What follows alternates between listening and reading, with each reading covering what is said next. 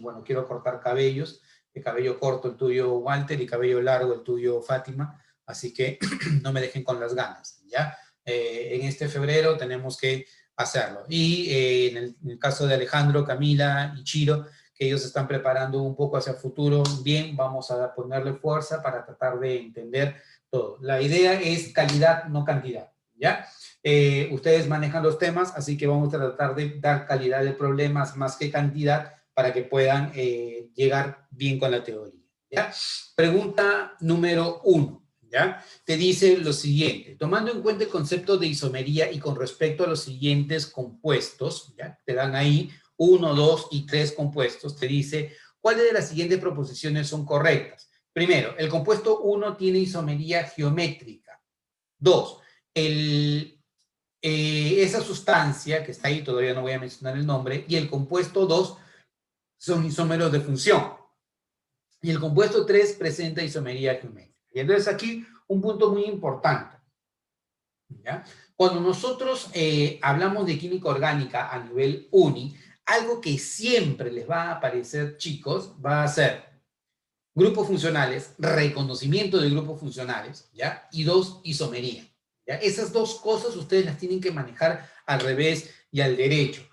Regla trata de buscar exámenes pasados de uni, trata de buscar material de uni, porque los grupos funcionales ya son grupos funcionales que son conocidos y hay que memorizarlos. ¿Cuáles son ellos? Alcohol, éter. Los dos son isómeros de función, ¿ya? Luego, aldehído y cetona. Los dos son isómeros de función. ¿En qué se diferencian? En que los aldehídos son más reactivos que las cetonas, pero ambos tienen al grupo carbonilo, ¿ya? Que es el grupo CO, el enlace carbono-oxígeno mediante enlace doble, ¿ya? Y luego los ácidos carboxílicos y los ésteres, que la particularidad es de que los ácidos carboxílicos, como su nombre lo dicen, tienen naturaleza o carácter ácido, son ácidos muy débiles, y los ésteres más bien no tienen ese carácter ácido ni básico, son hasta cierto punto neutros, pero una de las propiedades que tienen es de que tienen olores bastante intensos, ¿ya? Entonces, típicamente van a servir como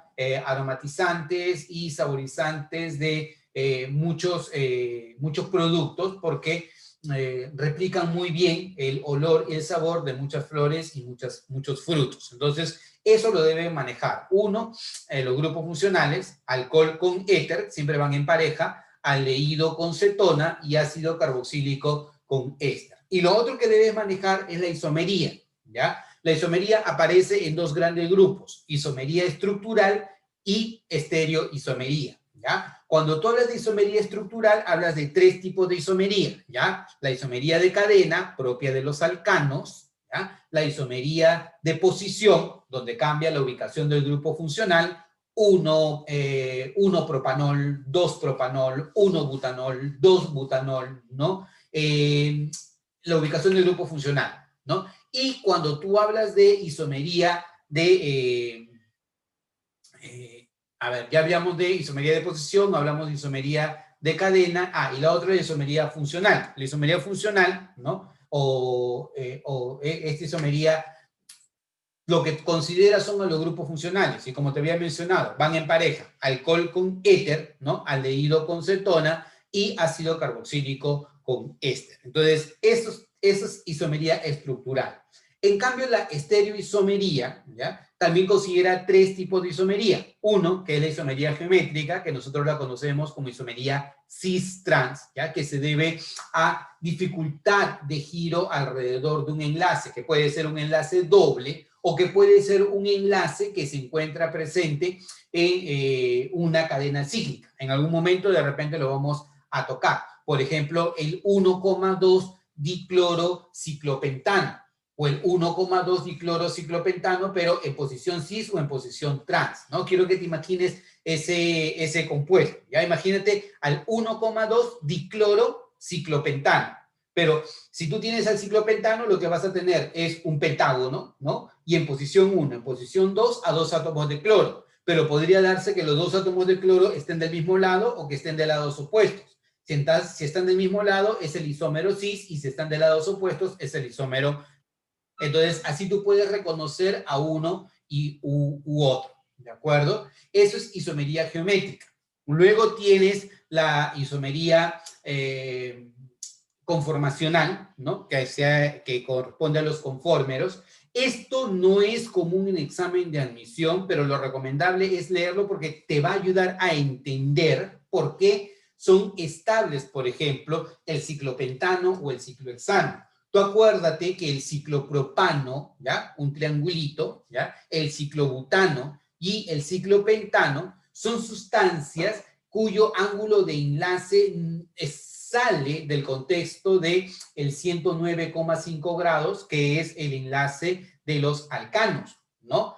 Particularmente en el ciclopropano y el ciclobutano. ¿Por qué? Porque si yo me imagino el ciclopropano, un triángulo, el ángulo de enlace sería ¿cuánto? ¿Cuánto sería, chicos? Necesito bastante su participación. El ángulo de enlace en el ciclopropano, un triángulo, sería 60 grados, ¿cierto? Y si hablamos del ciclobutano, un cuadrado, el ángulo de enlace sería ¿cuánto? 90 grados. Entonces, imagínate 60 grados y 90 grados frente al ángulo de 109,5 grados. Se alejan mucho de.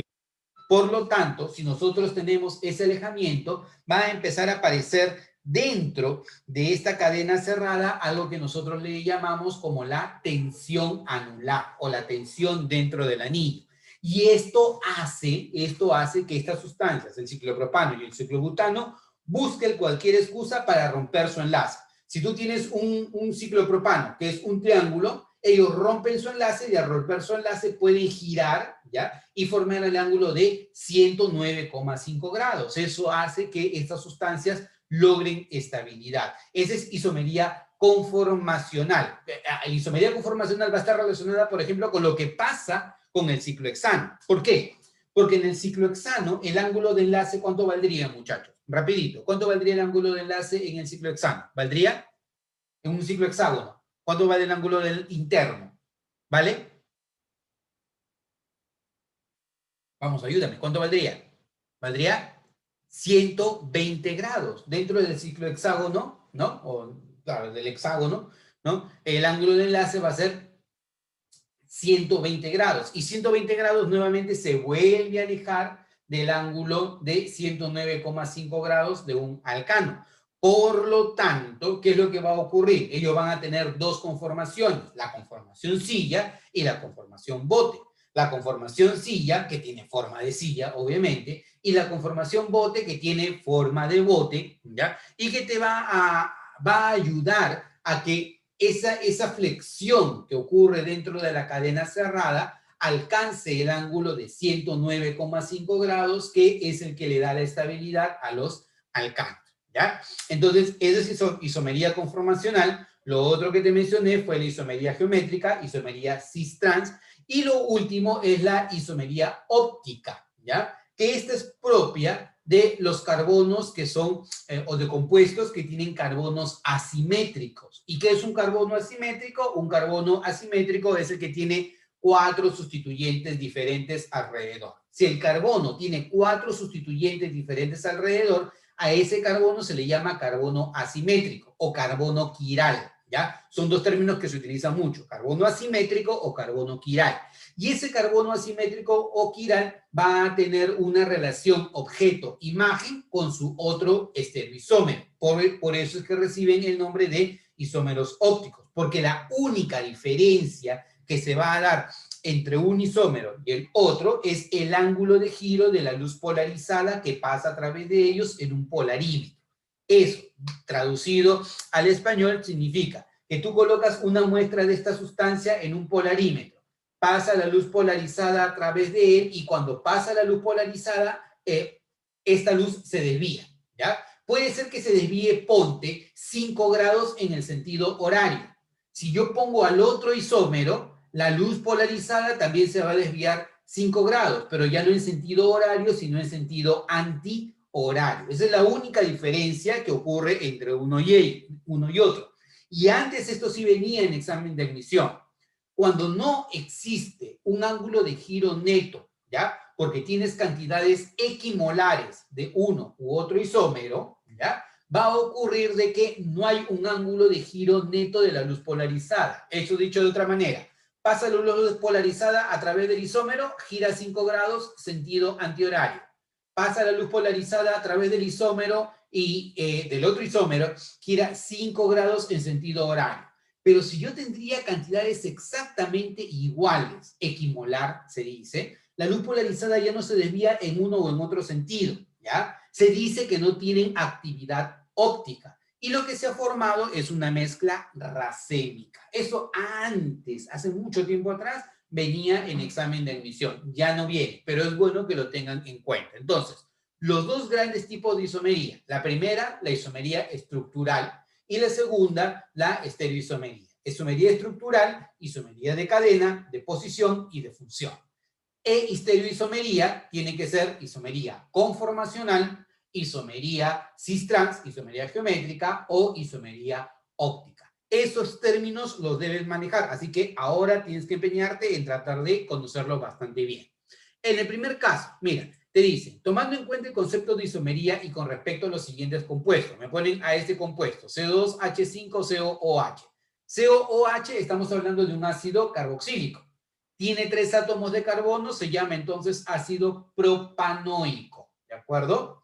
¿Este ácido propanoico va a tener isomería cis-trans? No, porque la isomería cis-trans va a aparecer en compuestos en donde va a darse, ¿ya?, restricción de giro a través de un enlace. Puede ser un enlace doble o un enlace en una cadena cerrada. Aquí no ocurre eso. Acá me dice, ¿él presenta isomería geométrica? No, no presenta isomería geométrica, porque para que presente isomería geométrica, una de las formas de reconocerlo cuando hay doble enlace es que si tú tienes átomo de carbono y átomo de carbono, los dos sustituyentes unidos a este carbono y los dos sustituyentes unidos a este carbono sean diferentes. Aquí no está pasando eso, por lo tanto aquí no hay isomería geométrica. Ya no puedo hablar de isomería geométrica acá.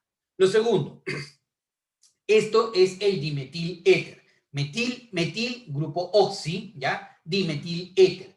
El dimetil éter y el compuesto número 2, o sea, son isómeros de función. Te dije, vienen en pareja, ¿no? ¿Quiénes vienen en pareja?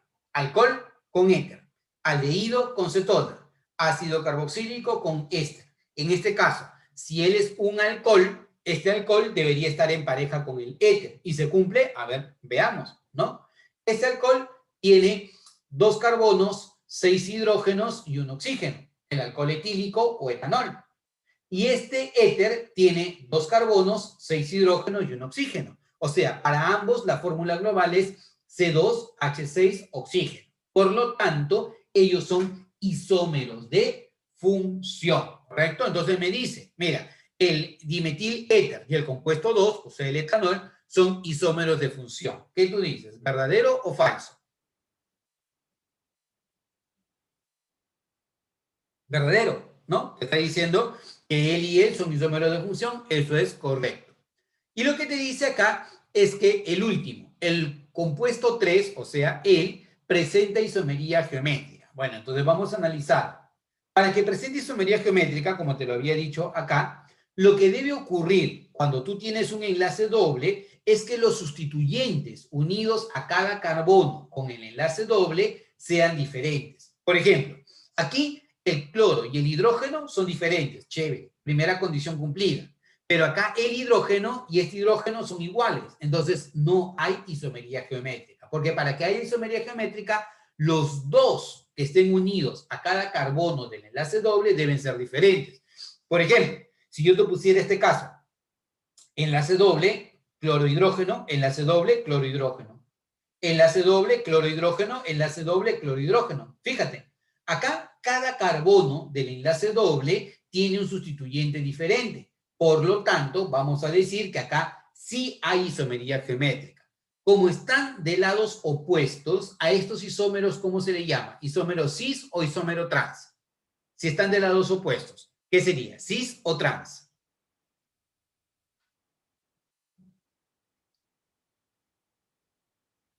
Claro, serían isómeros trans. Y cuando están del mismo lado, van a ser isómeros del tipo cis. Por lo tanto, una de las maneras prácticas de cómo reconocer si hay isomería geométrica o no es que a cada carbono del enlace doble estén unidos dos sustituyentes diferentes. Acá no hay isomería geométrica. ¿De acuerdo? Entonces, lo primero sería incorrecto, lo segundo sería verdadero y lo último sería incorrecto. Entonces, lo único correcto sería solo 2. Alternativa, la letra B. Esa sería tu respuesta.